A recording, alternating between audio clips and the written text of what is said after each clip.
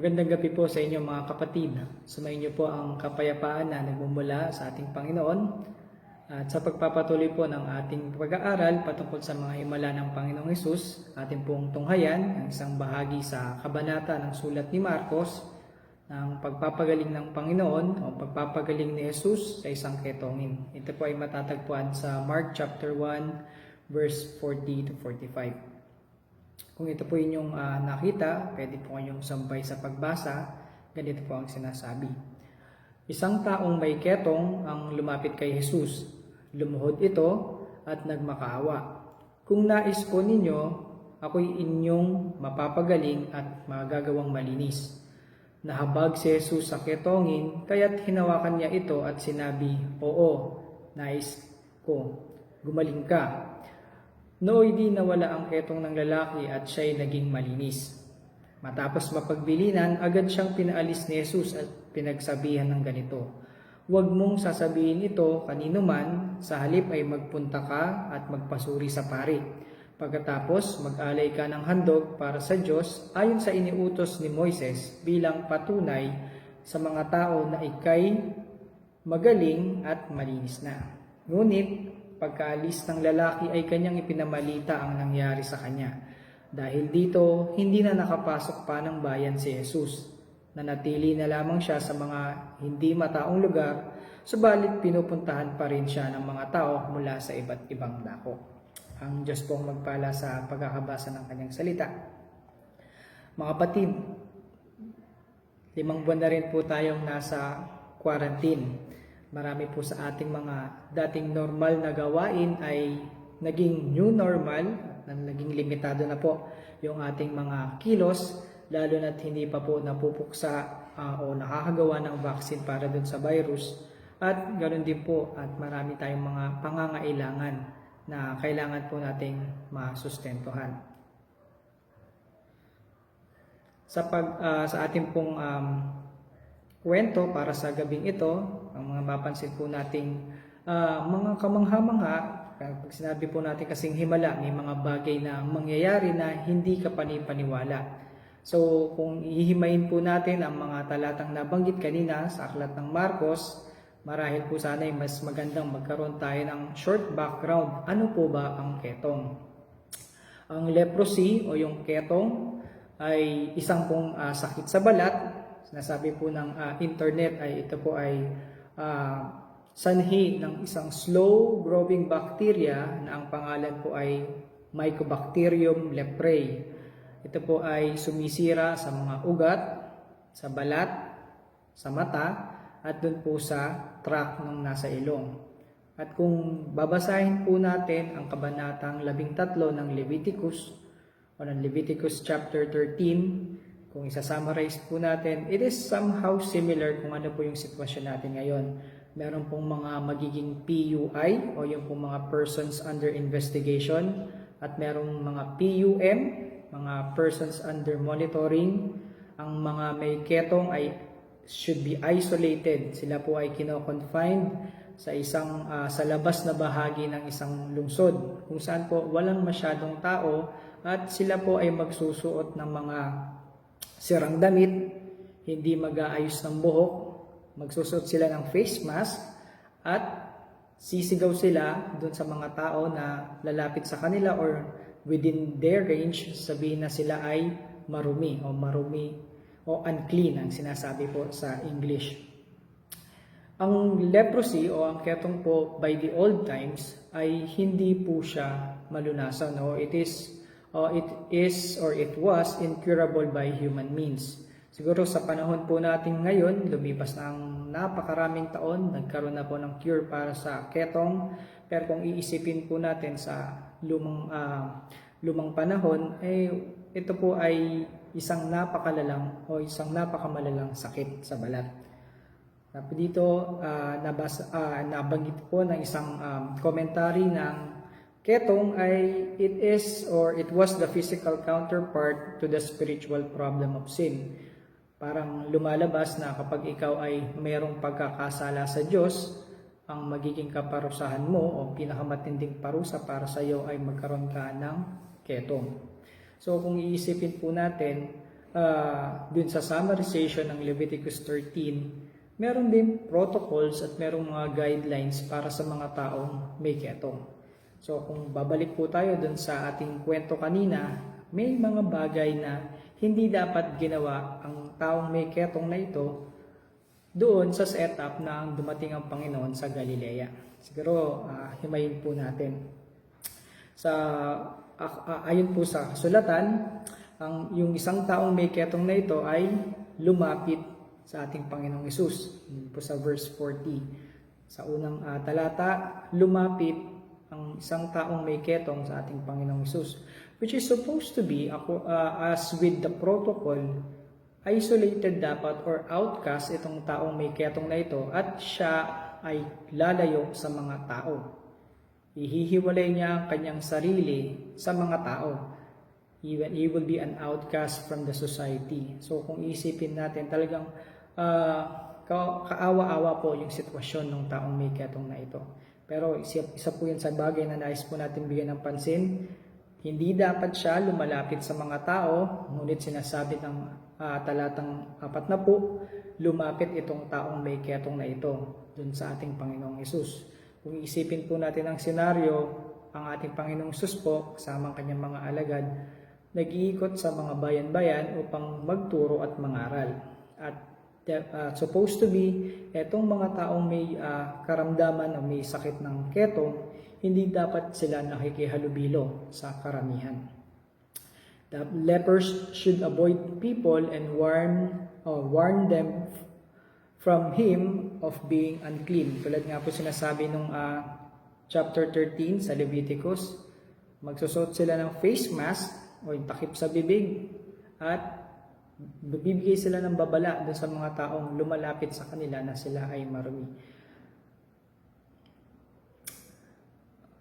Isang bagay na nais ko pong bigyan ng pansin doon sa ginawa nitong taong may ketong na ito ay yung kanyang paglabag doon sa protocol. Siguro hindi po lingid sa ating kaalaman na ang mga Pinoy ay talagang matitigas ang ulo. But for this reason, maganda yung naging purpose nitong taong may ketong. Bakit siya ay sumuway sa utos o sumuway sa guidelines? Kung iisipin po natin, ano ba ang ginawa nitong taong may ketong? Siya po ay lumapit sa Panginoong Hesus, lumuhod at nagmakaawa. Somehow, may isang commentary na nagsabi na, ano ba ang iniisip na itong taong may ketong? Talaga bang desperado na siya doon sa pagkakataon?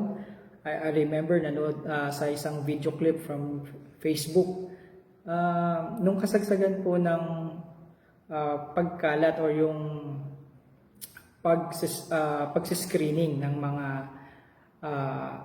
taong o ng mga passengers po na pumapasok o mga tourist na pumapasok po sa ating bansa. May karoon po ng somehow quite discrimination sa mga Chinese kasi ang COVID-19 o yung pong virus na kinakatakutan sa ngayon ay nagmula daw po sa China. I remember that one clip na mayroong isang Chinese woman, middle age na siya. So ang ginagawa niya is nagsispread siya ng kanyang saliva sa buttons ng elevator. Somehow, hindi ko alam kung anong iniisip nitong babaeng ito, but is she desperate na sa kaisipan na walang magiging lunas para dito sa sakit na ito, maghahanap lang siya ng kanyang kadamay. So isipin natin itong taong may ketong, he might be thinking of the same thing. Walang lunas sa aking sakit. Maghahanap lang siya ng kadamay para sa pagkakataon na siya man ay mamatay, meron siyang makakasama. Parang ganun po yung point.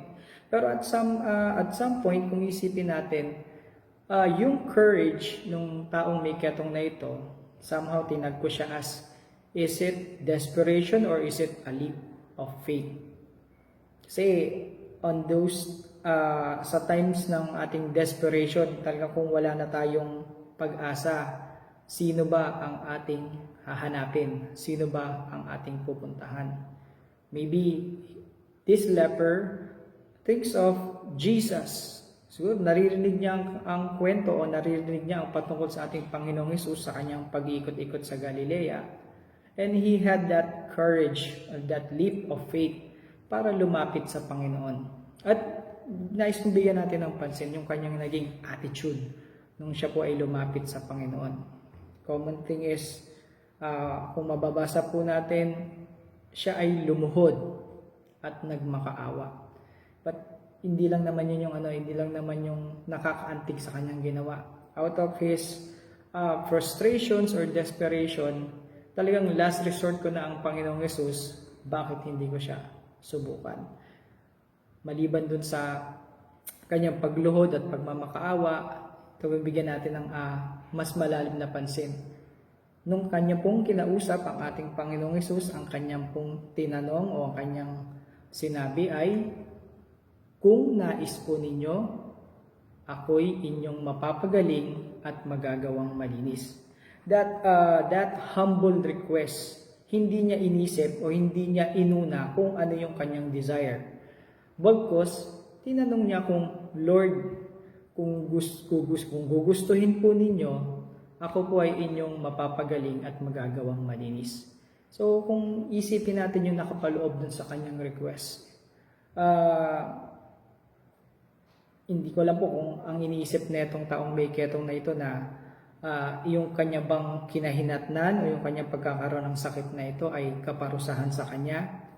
At dahil ang kanyang Panginoong Hesus, ang kanyang last resort ay nasa kaisipan niya na kailangan kong humingi ng tawad sa Panginoon. Kailangan kong humingi ng kagalingan mula sa ating Panginoong Hesus. Siguro ganun yung kanyang iniisip.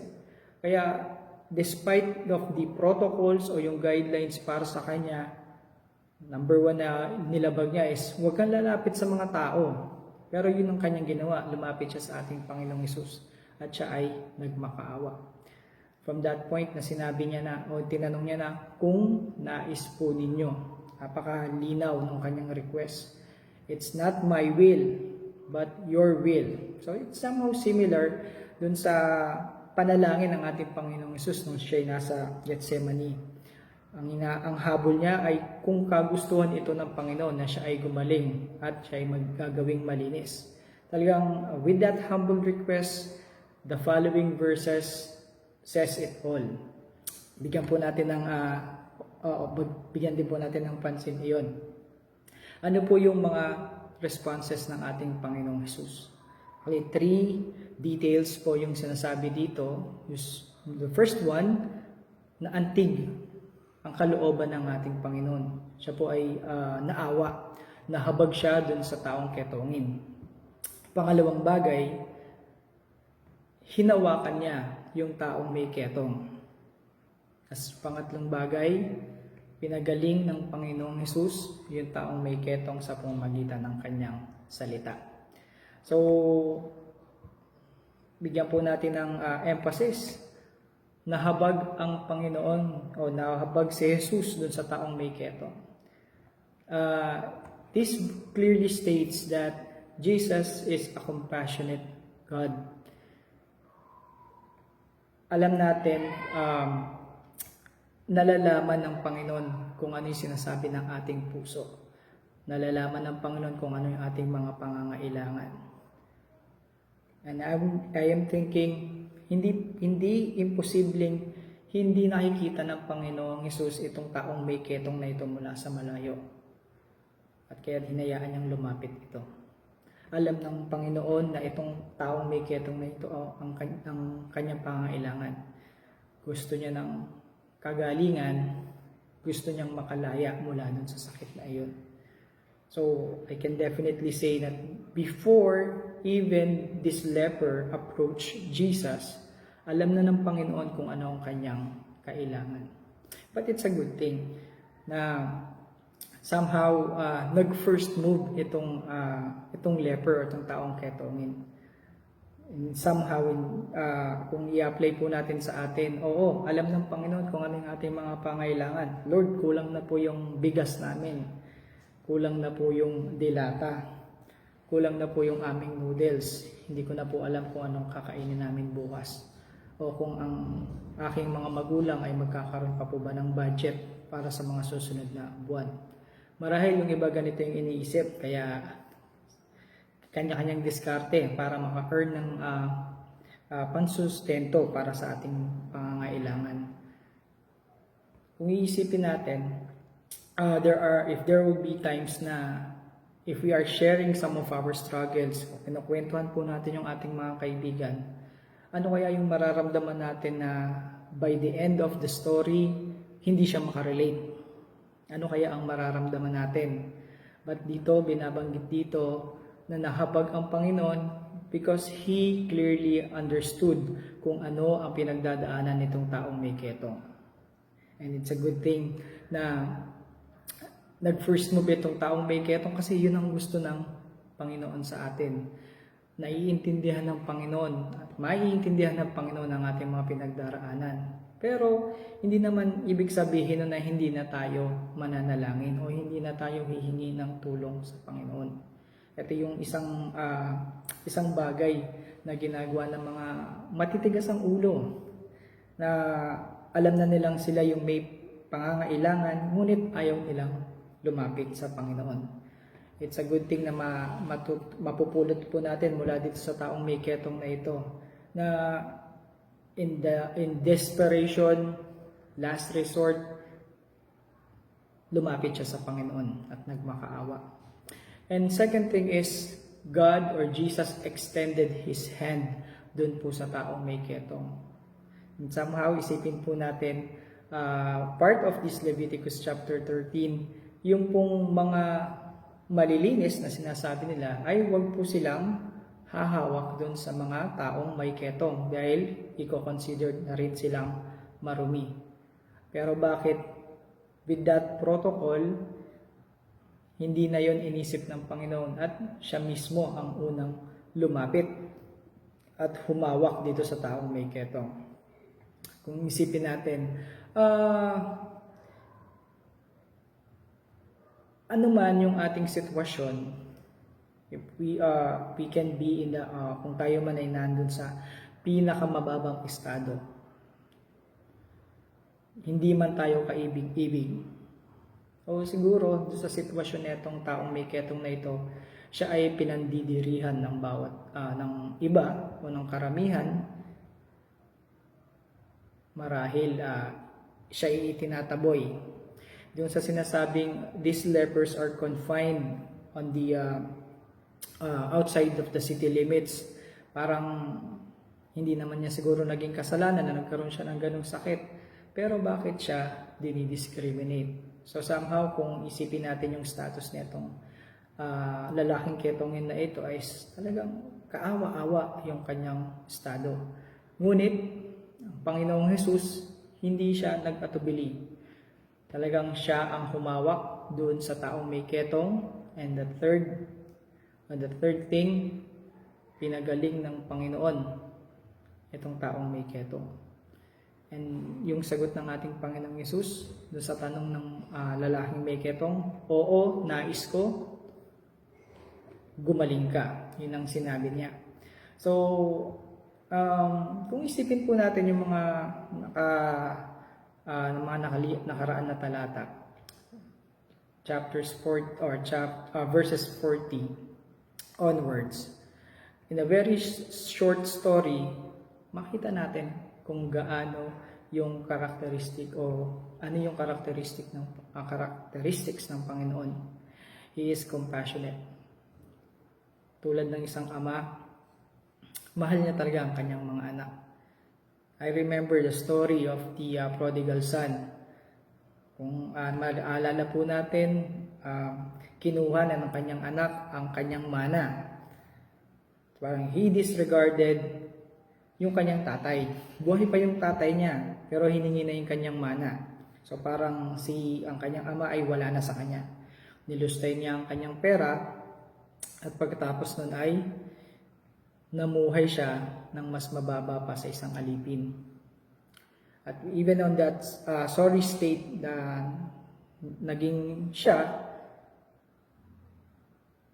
ay nag-decide na bumalik sa kanyang ama. And it is true na pwedeng isipin ng ama na tulad ng request ng kanyang anak na wag na siyang i-consider na anak bagkus sa ibilang na sa mga helper sa kanyang kaharian o sa kanyang mansyon. Ngunit on that sorry state ng kanyang anak, na alam natin yung story, natanaw ng ama ang kanyang anak mula sa malayo at sinalubong niya ito. It clearly states that mahal ng tatay ang kanyang anak. And it's the same thing. Mahal tayo ng Diyos. Ano man yung ating pinagdadaanan, ano man yung ating estado, sana wag tayong magkaroon ng pag-aatubili na bumalik sa ating Diyos o bumalik sa ating Ama. Hindi tayo i-reject ng Panginoon. Hindi nire-reject ng Diyos ang sino mang lumalapit sa Kanya. And the third thing is, Jesus restored him to life and restored him to the society. So, pinagaling ng Panginoong Hesus itong taong may ketong at ibinalik siya dun sa kanyang community. So, dun sa tatlong responses ng Panginoong Hesus, maintindihan natin, bakit nga ba hindi natin gagawin ito? Dun sa pagpapagaling sa kanyang sakit na ketong, hindi lang pala yung pagiging malinis sa katawan ang ginawad ng Panginoong Hesus. Kung iisa-isahin natin yung kanyang mga responses ng Panginoong Hesus, mas maintindihan natin yung lalim ng pag-ibig ng Panginoong Hesus para sa atin. And isip natin, for the past 5 months, we are on that same frustrating status.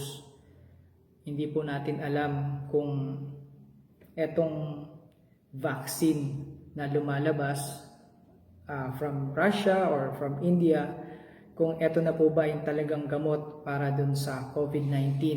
So somehow, it's still a question mark. Pero kung iisipin po natin, parang ang mga tao, yung mga positive, sila yung may ketong. They are isolated, they are quarantined. May pag-asa sa kanilang recovery, and with the stats na kung makikita po natin yung numbers ng infected o ng mga positive, yung mga namatay at yung mga naka-recover, hindi po katanggap-tanggap talaga. Kung hindi po natin talaga pwedeng ipagsawalang bahala itong bagay na ito. Kailangan talaga natin yung gamot. Kailangan talaga natin yung vaccine. But on this state na it's still a question mark, kanino tayo tatakbo? Oo, yung pagsusuot po ng facial mask, social distancing, yung frequent hand washing will help by a percentage, probably a small percentage, but yung chances na ikaw ay mahawaan ng virus, it's still also a question mark. So, nothing is sure pagdating po doon sa sinasabi natin ditong laban against COVID-19. Talagang ang pag-asa is yung vaccine. But there's one thing. Regardless kung ano yung mangyayari, regardless kung what will happen, bakit hindi po natin gawing first resort ang ating Panginoong Hesus? Huwag tayong tumulad dun sa taong may ketong na siguro sa kanyang kaisipan, ang last resort ko ay ang Panginoong Hesus. Kaya out of desperation, siya ay lumapit sa Panginoong Hesus. Well, magkaiba na yung story natin sa kanya sa ngayon, but all we can do now, siguro ito yung magiging priority natin, magtiwala tayo sa Panginoon. This COVID-19 virus may be incurable as of now until we have the vaccine. Pero isang mabisang gamot ang makakalunas sa ating mga pangangailangan. Yun ay yung kapayapaan na nagmumula sa ating Panginoon. For the past 5 months, ano-ano na ba yung nangyari? Oo, maraming na-infect, maraming nawalan ng trabaho, sabi na maraming nagugutom. maraming nawala ng finances. Nagkaroon na po tayo ng shortage sa pera. Dahil nga po dun sa walang trabaho, bagsak din po ang ating ekonomiya. What will happen next within the next few months? We are not sure. Siguro, we are only harvesting worries, doubts, frustrations within the past 5 months. Or kung sa isipin natin, within the next months, kung magkakamali po tayo ng paglalagakan ng tiwala. But first, siguro ito po yung isang bagay na maibibigay ko. Tayo po ay first and foremost magtiwala sa Panginoon. Alam ng Panginoon kung ano yung ating pinagdadaanan. Alam ng Panginoon kung ano yung ating nararamdaman. And like this leper, nakikita ng Panginoon yung ating pangangailangan na yan. Kahit hindi natin sabihin or before we can even speak words sa ating panalangin, alam ng Panginoon kung ano yung pinagdadaanan natin. Ngunit, ito yung isang bagay na gusto kong i-point out. Lalo na sa mga ama, hindi ba malaking kasiyahan para sa mga tatay na yung kanilang mga anak ay naglalambing o nagre-request. Siguro po sa mga tatay po sa ating mga kapatiran ay makaka-relate sa bagay na ito, na kahit alam natin na kailangan ng anak mo ito, mas gusto mo na siya yung humihingi, nagre-request. Ganito yung ginawa nung taong may ketong o nung lalaking may ketong. Huwag po sana tayong manghinawa sa pananalangin. Kahit sabihin natin paulit-ulit, pero ang gusto ng Panginoon ay tayo ay lumalapit sa Kanya. At tulad ng sinasabi po, o tulad po nung nangyari dito po sa ating kwento, hindi po nireject ng Panginoong Hesus itong lalaking kahit dapat siyang pandirian kasi meron siyang ketong. Ganon din po tayo. Hindi po tayo i-reject ng Panginoon regardless kung ano man yung estado natin. Siguro ibibigay ko yung emphasis para doon sa kwento, yung sa taong may ketong at doon sa responses ng ating Panginoon. So, in a short prayer, we can revive yung pong ating pag-asa sa Panginoong Hesus. Hindi ko rin po alam at hindi ko masasabi kung ilang buwan pa yung new normal na ito. But one thing is for sure, alam po ng Diyos ang kanyang ginagawa. If there are things na hindi po nag-work according to our plan, maybe it's working with God's plan. Dapat sa Kanya po tayo magtiwala. Samahan niyo po ako sa isang panalangin. Dakilang Diyos na makapangyarihan sa lahat, kami po ay nagpupuri, Panginoon, sapagkat sa bawat pagkakataon, sa lahat po ng aming dinaranas, sa lahat po ng aming pinagdaraanan, alam po namin na maiintindihan niyo kami, Panginoon. Sa lahat po ng aming pangangailangan, wala po kaming matatakbuhan para po sa pag-asa sa aming puso at kapayapaan po sa aming kaisipan. Sa iyo kami dapat magtitiwala, Panginoon. Salamat, Panginoon, sa mga nakalipas na buwan. Kami yung sinusubok at patuloy na sinusubok at patuloy po kami magtitiwala, Panginoon, sa iyo.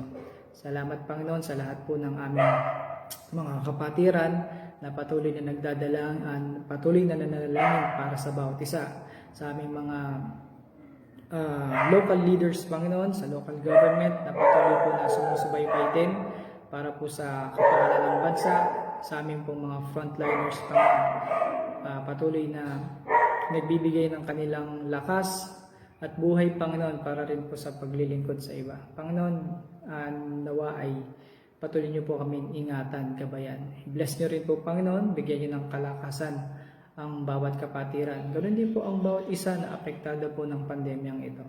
Ang aming pong gobyerno, ang aming pong Pangulo, Panginoon. Bigyan mo rin po siya ng dagdag na karunungan, Panginoon. At patuloy pong palakasin din ng kanyang katawan.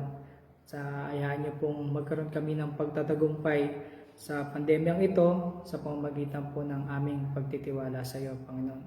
Patuloy niyo po kaming ingatan at gabayan sa buong magdarang oras sa gabing ito. Ito po ang aming samot dalangin sa matamis na Panginoon Jesus. Amen. God bless po mga kapatid.